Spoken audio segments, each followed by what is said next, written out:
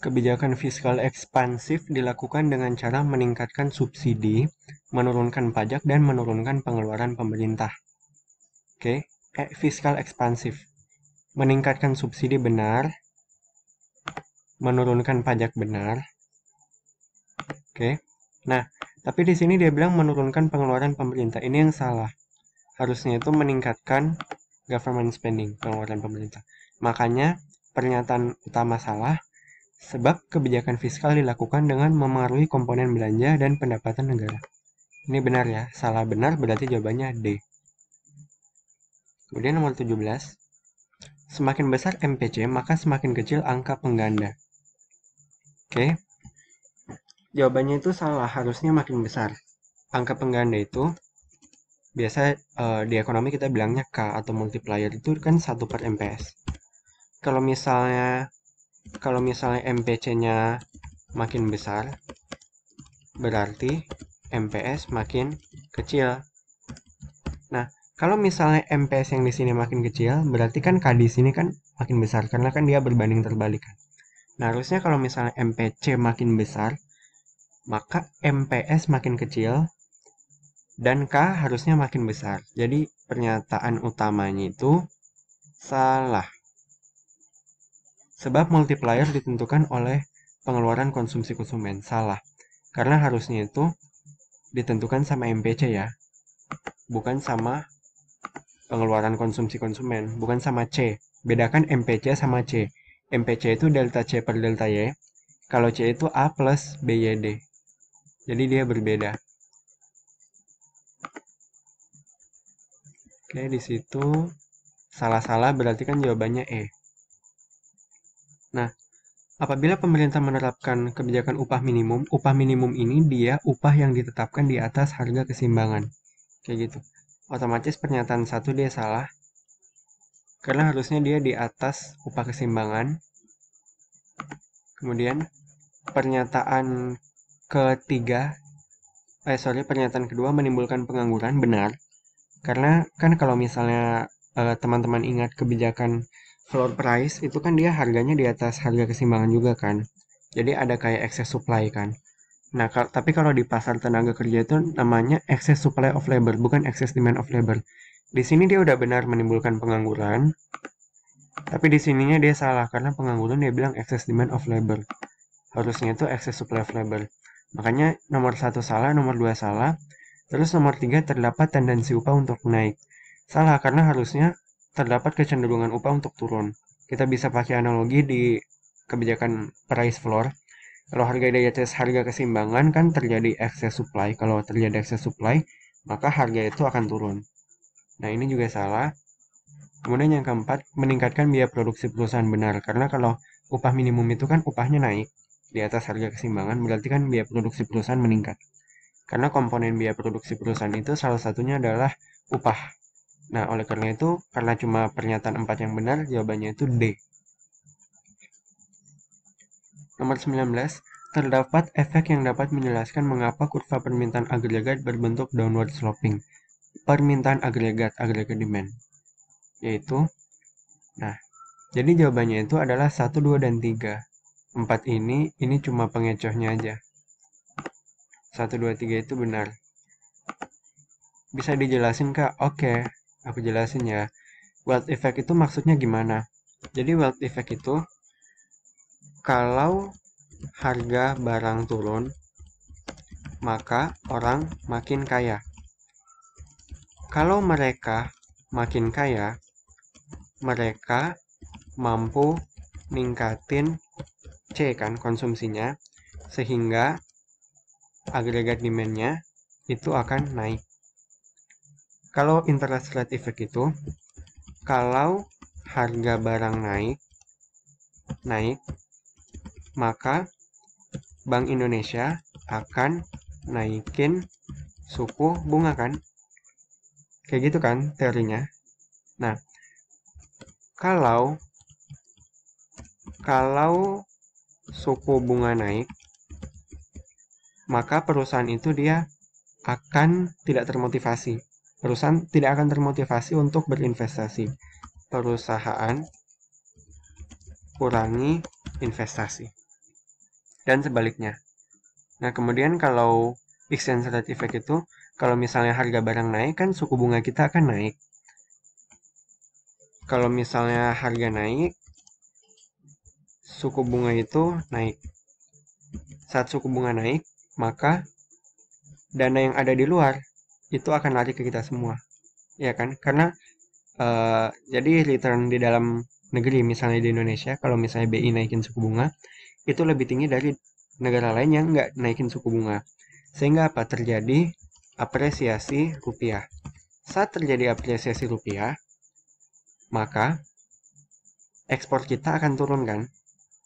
Nah, sehingga kita tahu kalau misalnya net ekspor turun, maka agregat demand-nya itu dia akan turun juga. Seperti itu. Jadi ada 3 efek. Kalau wealth effect itu dia menjelaskan AD lewat C. Kalau misalnya interest rate effect itu dia lewat I. Exchange rate effect itu dia lewat NX. Kalau purchasing power effect ini cuma aku buat-buat aja, pengecoh aja. Itu ya. Nah, manakah pernyataan berikut ini yang selalu benar? Jawabannya itu A. Laba ekonomi lebih kecil dari laba akuntansi. Benar karena selalu ada biaya peluang. Dalam pembuatan keputusan kan selalu ada biaya peluang kan? Baik dia jangka pendek, jangka panjang selalu ada. Kemudian yang B kenapa salah? Output selalu sama dengan permintaan domestik. Salah. Karena tidak selamanya apa yang kita produksi, kita makan semua, kita konsumsi semua. Bisa saja demand domestik itu lebih dari output sehingga harus impor. Jadi kita bisa produksi 100 tapi kita pengen makan 120. Otomatis 20-nya kan harus impor kan. Kayak gitu. Dan sebaliknya. Nah, kemudian yang C, perusahaan selalu berproduksi saat ini. MR sama dengan MC sama dengan P. Apakah ini benar? Salah, karena ini hanya di perusahaan memaksimumkan laba di PPS. Yang D, permintaan suatu barang lebih elastis dalam jangka panjang. Salah. Untuk barang daur ulang, demand jangka panjangnya itu lebih inelastis, karena perusahaan harus mengganti barang daur ulangnya.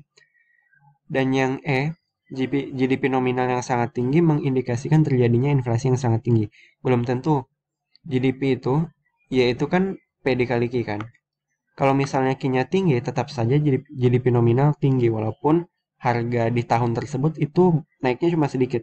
Jadi, bisa saja inflasinya cuma 3%, tapi karena emang situasi ekonomi lagi bagus, maka Q-nya itu dia benar-benar naik, sehingga GDP nominalnya juga naik. Begitu pula dengan GDP realnya kan. Nah, jadi belum tentu ya GDP nominal yang sangat tinggi mengindikasikan terjadinya inflasi yang tinggi, yang sangat tinggi. Yang benar itu, GDP nominal lebih besar dari GDP real karena adanya inflasi.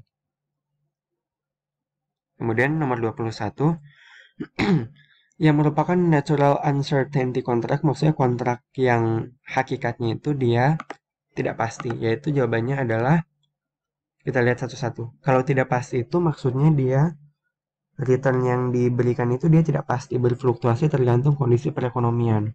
Kira-kira apa? Kalau misalnya murabahah tadi yang soal nomor 1 itu kan pembiayaannya pasti kan. Makanya ini masuknya natural certainty contract yang murabahah. Karena pendapatannya pasti. Ijarah juga kayak gitu kan, pendapatan sewa tetap. Nah, sehingga jawabannya itu adalah mudharabah dan musyarakah. Karena baik mudharabah dan musyarakah ini dia kan bagi hasil dan dia itu ada nggak pasti gitu. Bisa aja perusahaan untung atau rugi, makanya dia natural uncertainty contract. Nomor 22, apabila terjadi penurunan harga apel, maka disimpulkan bahwa jawabannya itu A, 1, 2, 3. Kenapa satu benar? Akan terjadi penurunan harga jeruk karena apel dan jeruk adalah barang substitusi. Benar ya, barang substitusi dua-duanya. Kalau harga apel turun, otomatis karena barang substitusi, maka konsumen yang ada di pasar jeruk itu lari ke apel semua, sehingga demand jeruk kan turun. Kalau demand jeruk turun, otomatis harga jeruknya akan turun. Ini benar. Nah, upah yang diterima pemetik apel akan berkurang. Benar, karena perusahaan itu dia biasa memberikan upah berdasarkan total revenue perusahaan.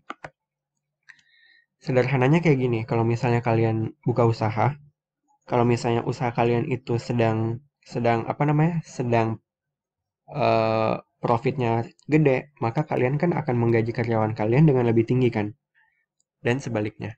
Atau bisa juga kita pakai rumus W sama dengan W itu wages sama dengan price dikali MPL. Kalau misalnya P-nya turun, W-nya di sini kan juga turun kan. Nah, kemudian yang ketiga, biaya produksi apel berkurang. Maksudnya ini biaya produksi perusahaannya berkurang karena kalau misalnya wages-nya turun, ya biaya produksinya juga akan turun dong, ya kan? Nomor 4, pemerintah kemungkinan besar mengekspor apel ke negeri lain. Kira-kira jawabannya apa? Jawabannya itu salah, karena harusnya harga naik.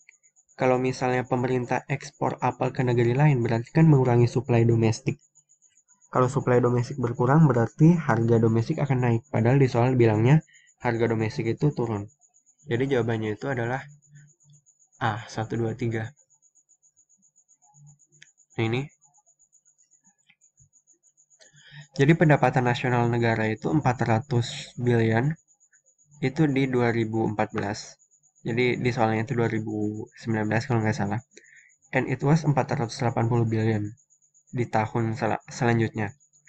Nah, padahal harga di tahun selanjutnya itu dia lebih 15% lebih tinggi daripada sebelumnya. Pertumbuhan ekonominya itu berapa? Nah, pertumbuhan ekonomi itu dia diukur dari pertambahan GDP real, bukan GDP nominal. GDP nominalnya itu dia kan bertambah 480 dikurang 400 dibagi 400 kan. Atau GDP nominalnya tumbuh 20%.